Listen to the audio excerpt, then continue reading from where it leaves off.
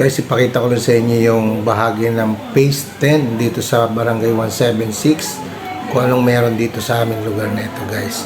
Ayan, dito natin umpisan sa dulo ng Langit Road. Ito nakikita natin mga motor na ito. Yan yung palusong na yun, yung papunta ng Harmony Hills, San Jose del Monte. Ito pakaliwang ito. Ito na yung Langit Road, guys. Ayan, nandito na tayo sa Kalayaan Elementary School. Ayan yung Kalayaan Elementary School.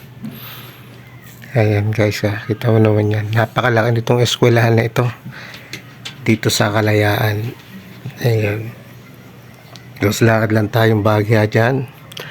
Ang katabi nga pala nitong elementary nito ay yung Kalayaan National High School. Ayan, oh, haba nitong school ng elementary na ito, guys. Ayan, oh. Ang lawak. Andito pa yung high school. Ayun, nakikita niyo yung bubong na yun. Yun naman yung sa high school. Ayan, lakad pa tayo dyan. Lakarin lang natin ang lakarin. Malaki kasi itong bagong silang, guys. Itong Barangay 176.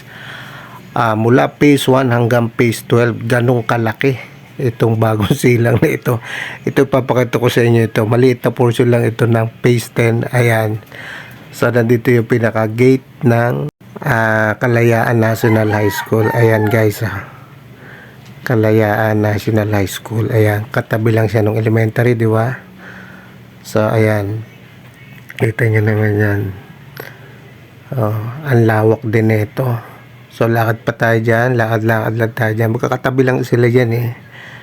Tapos yung dulo naman ng school ng high school ay isang maliit na talipapa o palengke.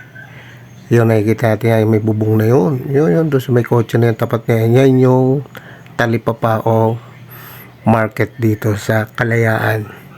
Siyempre dito meron din silang 7-Eleven. Ayan, guys, yung 7-Eleven. Diba, kaya pag may pasok, maraming mga estudyante yung nagtatambay dyan sa 7-Eleven na yan. Ayan.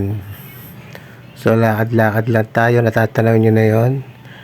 Yan ang Pure Gold naman dito, guys.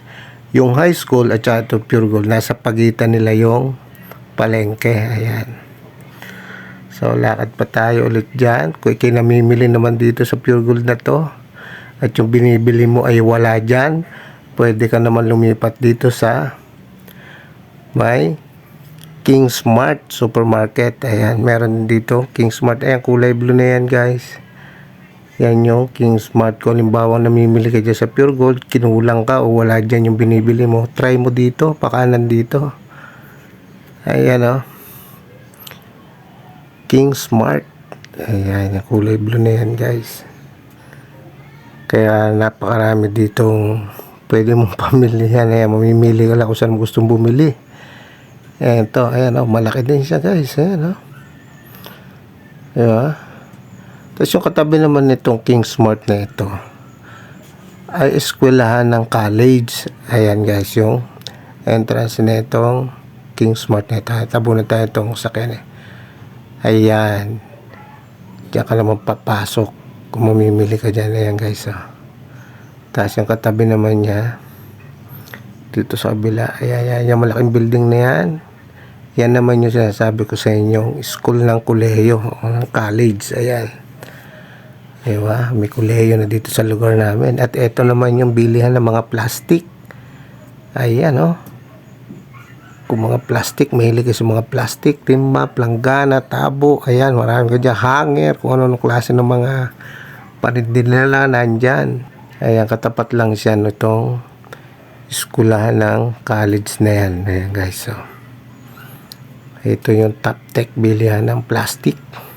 Ito yung college. Ayan, diba, katapatan lang. Ngayon lang, guys, maraming salamat sa inyong panonood at ibinahagi ko lang sa inyo itong parte ng Phase 10. Diba, maigsi lang siya, siguro mga 500 meters lang yan mula dun sa Kalayaan Elementary hanggang dito sa college na ito. Maraming salamat. Bye bye.